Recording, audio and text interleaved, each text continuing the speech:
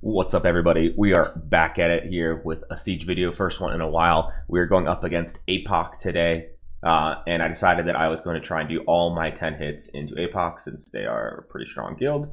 We're going to first into, they had a whole tower of this Iris Roid Kinky defense, which is pretty new. Interestingly enough, somehow this tower was tuned. I think there's like 5 speed between my Fran and my bombers, and so it's good in that we have 3 buffs between shield set, attack buff, and immunity to make it unlikely that Iris is going to strip immunity.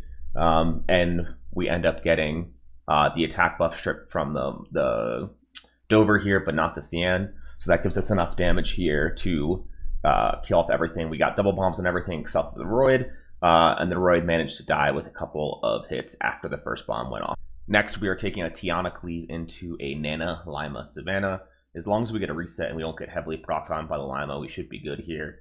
Unfortunately, I moved my Savannah runes for defense, and so the tuning of this team is a little bit off. You really want the Savannah to go in front of the Chung Pung, all these units on high accuracy and on damage as well, so that you get the Savannah push back into hopefully a triple reset from the Chung Pung. But we're able to kill the Lima here, we're able to kill, or to dismount the Savannah, and with the proc here, we're able to kill the Savannah as well. And then we have our 3 win units versus just the Nana, and able to finish that off quite nicely.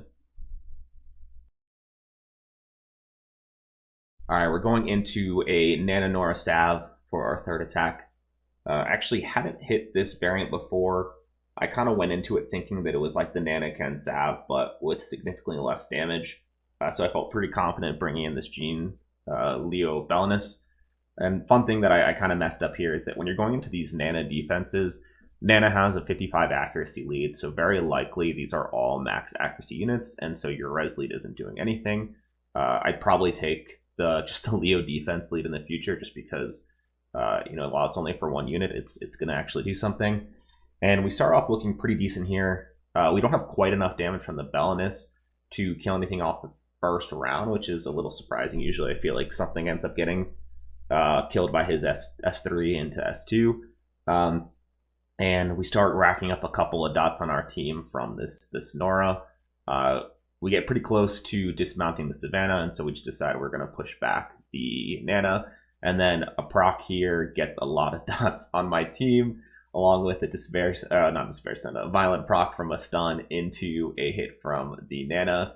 And I went from thinking, wow, this is easy win, into everything is almost dead. And I'm spending a lot of time that I'm editing out just thinking through each move, seeing if there's a way to win. And I think here that I thought that I would be able to kill both the Nana and the Nora there, so that we would drop the passive and then Nana would die to the dots, and we would at least have Nana out of the fight and a chance here. But we end up not killing it. The Nana gets another proc from killing the Jean, and then sometimes, as you see with these Nana fights go, we just end up kind of snowballing against us because the Nana passive, and we lose this attack. Trying to come back into here, something that was kind of interesting is Apoc was running a lot of pretty new defenses with monsters that were touching the balance pass. We have I think it's is it Hyenas? No, this is like Nisha, the fire dryad, the wind weapon master, and then a Kinky. So I'm taking in a pretty typical comp. I just pulled Icarus recently, so able to run this double rock Icarus. We killed the Kinky first because it's the only damage threat, and then here we just have to wait for another round of rocks and we'll be able to kill this off. And let's maybe not make us watch quite all of this. And yeah, here we get our cooldowns back up and we drop a rock and we get that kill.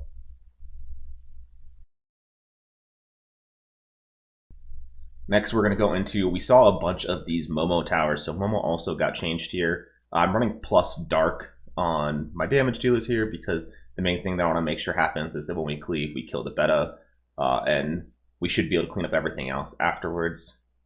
So just typical Poseidon cleave. I took attack lead here because he was pretty slow and I wasn't worried. If the beta was like a swift trap and went first, I would just cleanse, or I would just Tiana would remove everything anyways. And we get a clean win here. We get all the defense breaks. We get all the crits. Easy win.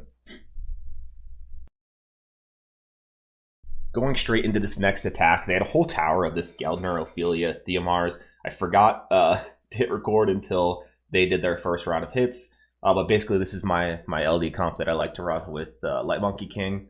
We have Sierra, Iris, and Light Monkey King.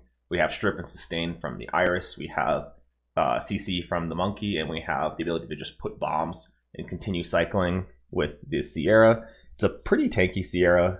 Everyone on this team is pretty tanky.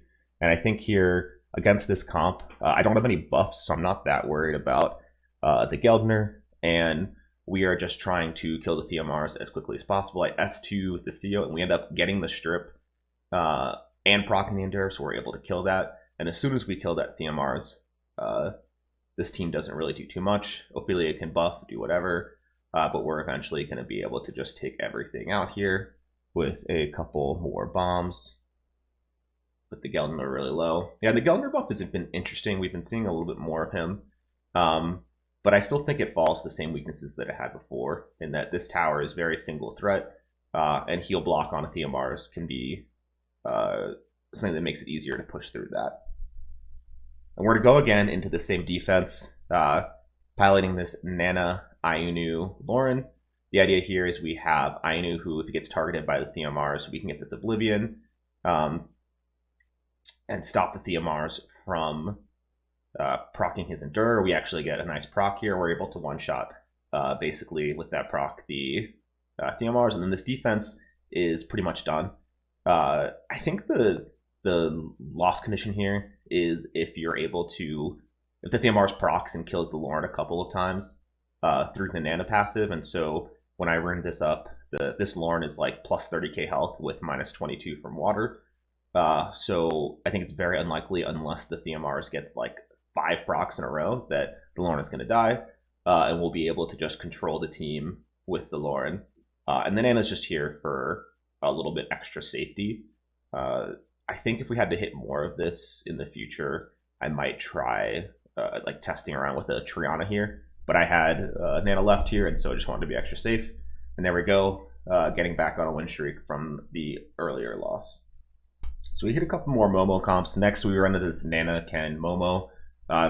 We've seen a ton of Nana, Ken, Savannah, and so with the Momo buff, I think the idea here is just that you're less weak to Leo, since Momo doesn't have that negative damage, or the speed damage scaling that you would with that. I'm taking in kind of a OP comp, I think, that fights a lot of things well, but this is Fang Tessa Lulu. You take the defense leader here with the defense scaling monster. In Fang, you have an Oblivion here to knock out the first the passive on the Nana, so you won't get any revives, and then second, you can get the Oblivion into the Momo to stop her damage reduction.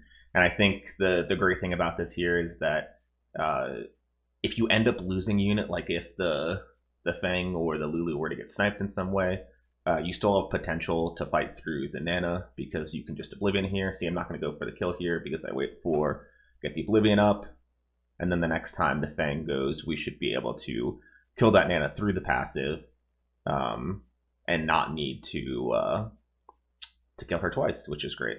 And so we finish that off, and then we have a 3-1 versus this Ken, which we know we should win. And I forgot to record, but my next word that I hit was I just hit the exact same offense with this exact same, or I hit the exact same defense with the exact same offense. So just pretend you watched that twice. And then for our last attack, we're going to go into a Nana, Yogan, Savannah. Again, really meta comp from a season or two ago, but still pretty strong. We're taking in a Leo, Riley, and Diana. The idea here is you just have 3 win units with the Leo, so that the Nana's not going to hopefully defense break too much. We have a cleanse if it does get it off. We have the damage cut from the Leo onto the Savannah, and we're just going to try and kill this Nana 2 times in order to break the passive. We're all super tanky here. We have a 50 defense lead. Typically, when you run units with Leo, you run these like 0 speed builds in order to maximize the efficiency, since you don't care about speed. Into this comp, I actually ran my normal Riley build, and then Diana is just the normal Diana build with 0 speed anyways. But against the Jogan, you don't want to have completely 0 speed on your healer, because there's a chance that he's going to scroll the Leo, and then you might just get no heals off. And it's okay for there to be no speed even with the Leo Scroll on the Diana, because she'll still get turns from the AI targeting the Riley at some point. But I just want to make sure that I was pretty confident that the Riley wasn't going to die here. But just wanted to make sure that I would be able to save the Leo in case of a defense break, because I think that's the lost condition of this team. And you can see here I made one small mistake in that I kind of greeted for the transform to dismount the Savannah, but it ended up the Savannah had full attack bar, so she got one attack off into my human form Diana, which could be pretty scary if it procced. But we're able to take that out along with the Nana, and then we're just able to hit auto here and get one last win in here. So we ended up going, I think, 9-1. We lost to that Nana, Nora, Sav. We'll practice some other stuff against that. But we ended up hitting all 10 attacks in Apoc, which was really fun. There's a lot of new stuff. I think I hit 3 MOMOs, a 2-way Roid, and a couple of other things. And yeah, looking forward to fighting these guys again.